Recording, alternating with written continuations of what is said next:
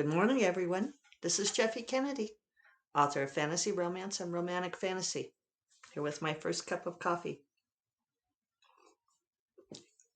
All in shades of blue today, apparently.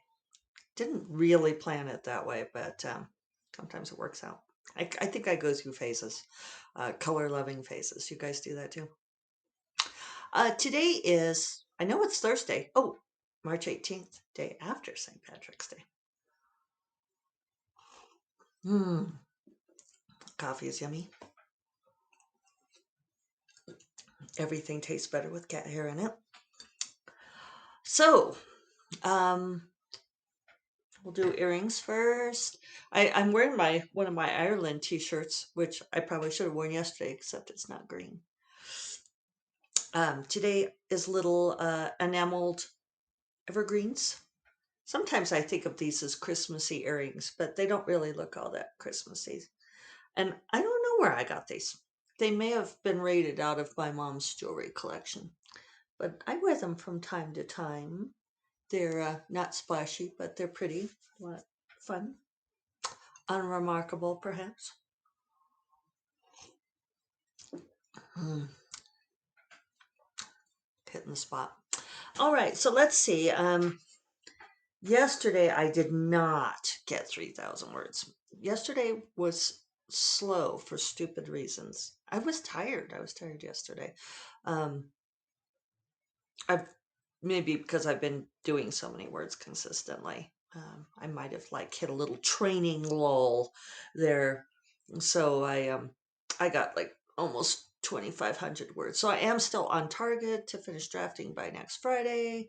I did talk to my proofreader and worked out a schedule. Fortunately, she's flexible, so it's like if I don't get it done until this date or as early as this other date, I'm overthinking a little bit at this point, which is always doom for my method. I yeah, it's you can't think too much. So so a couple of people were commenting on uh, that I was like pushing other authors into abandoning their outlines. And and I don't mean it to sound that way at all because I really my first and foremost motto is discover what your process is and own it and do that. So I really hope that I would never be one to push somebody into doing something else. If I speak forcefully about the idea of abandoning outlines, which I know is an emotional thing for people, people react to that with a little bit of panic because people, I feel like, have been so programmed, so entrained to believe that they have to have an outline before they begin writing a paper.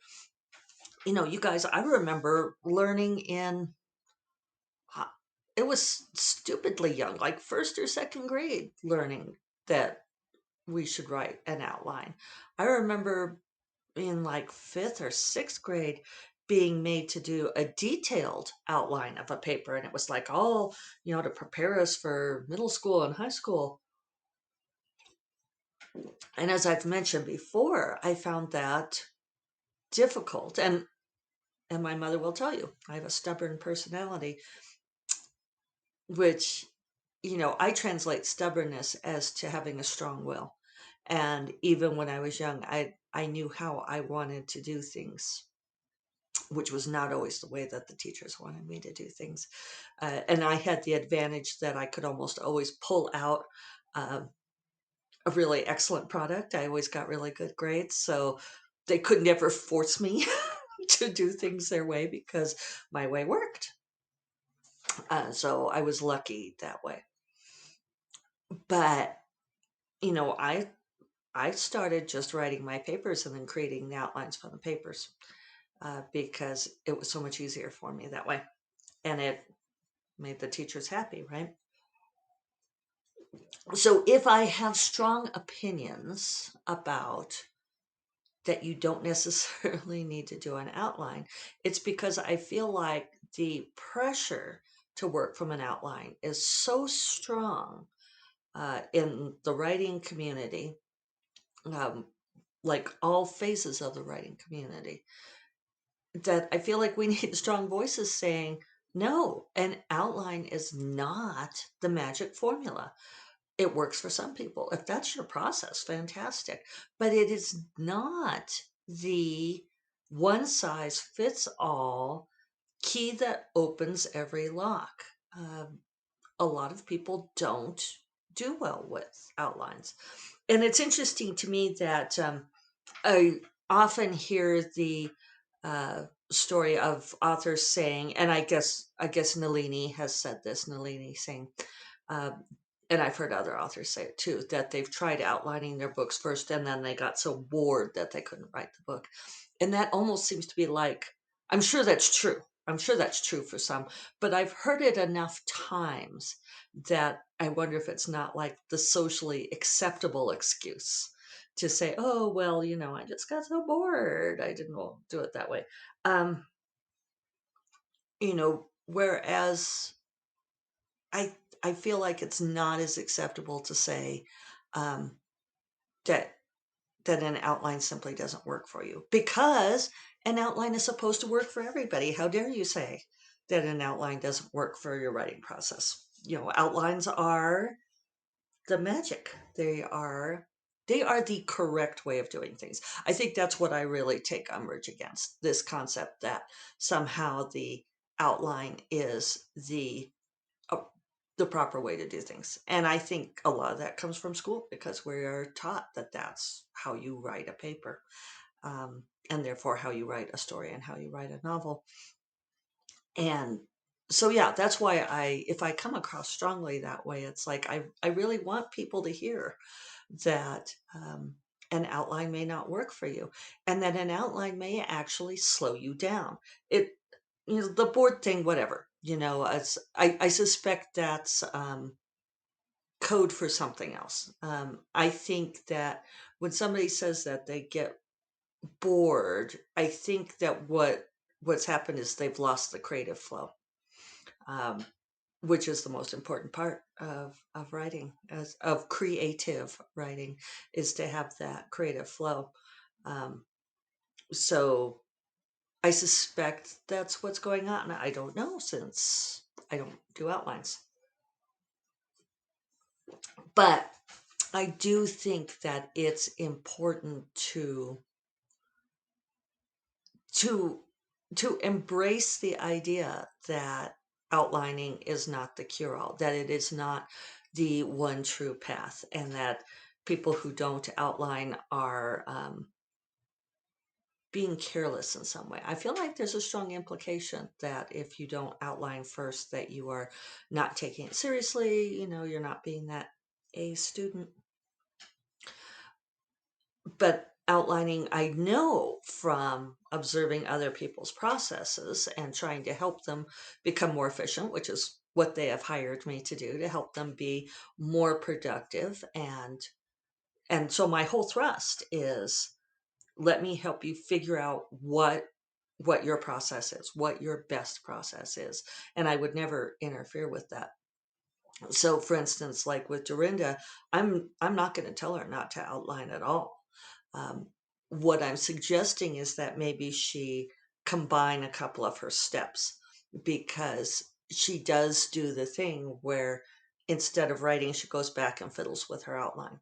And it's like, is that really productive? If that's what she needs to do, great. But if that's just a displacement activity, then that's not a good thing. It's not productive. So that's what I'm getting at. And I feel like by taking a very strong anti-outline stance, then I might have a chance of making my voice heard with all of the people who are just going, oh, well, of course you do an outline. Of course you must outline first. You don't have to outline first. um, it's it's um it's an iconoclastic idea. So, so that was sort of my response to some of that stuff. Um, my mother's having fits, and I still haven't told the story of how we ended up in Santa Fe. I'm not going to tell it today either. Haha. And she's so funny because she texted me about it again yesterday, and she's like, "You still haven't told the story." And I'm like, "What do you care? You know the story." And she says, "But I like that story." Whatever.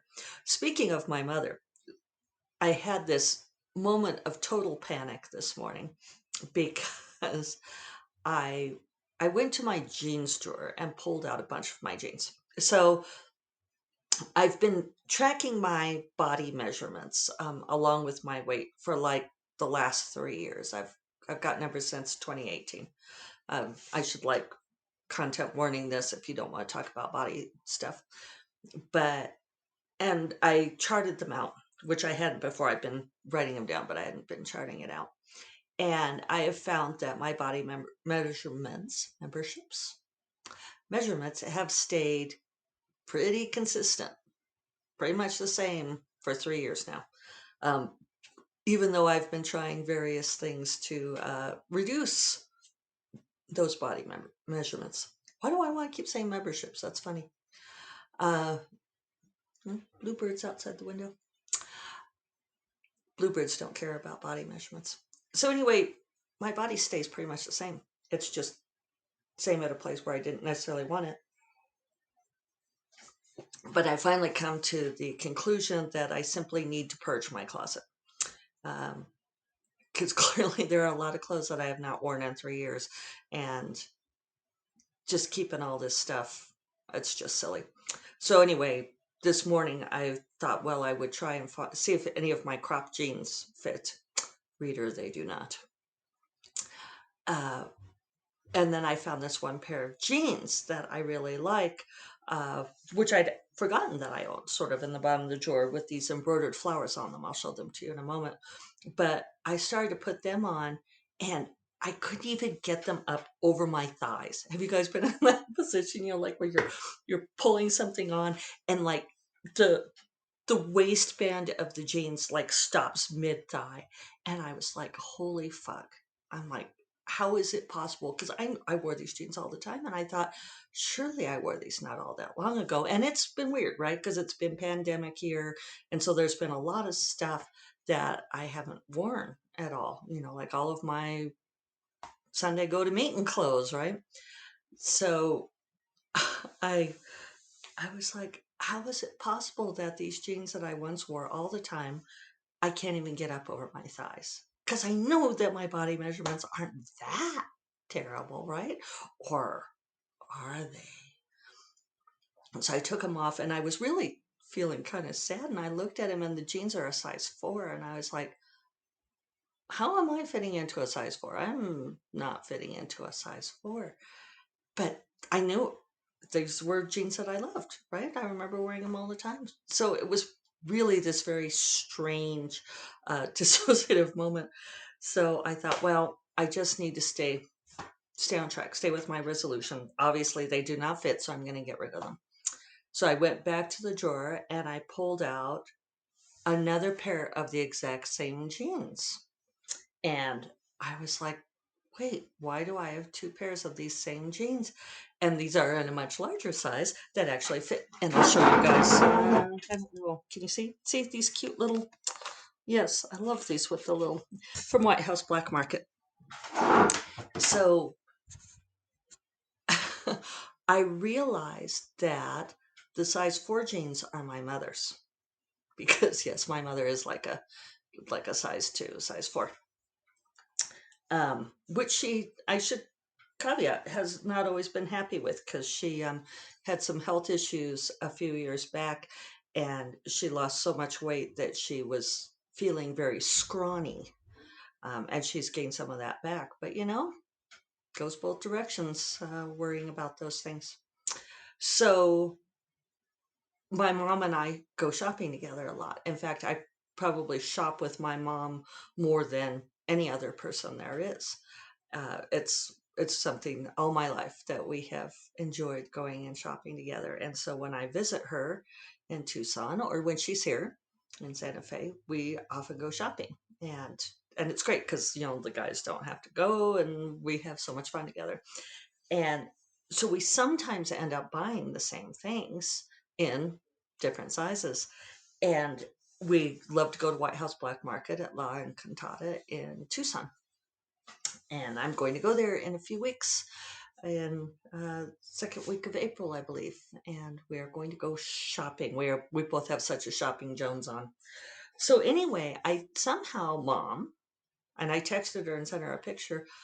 How did your jeans get in my stuff?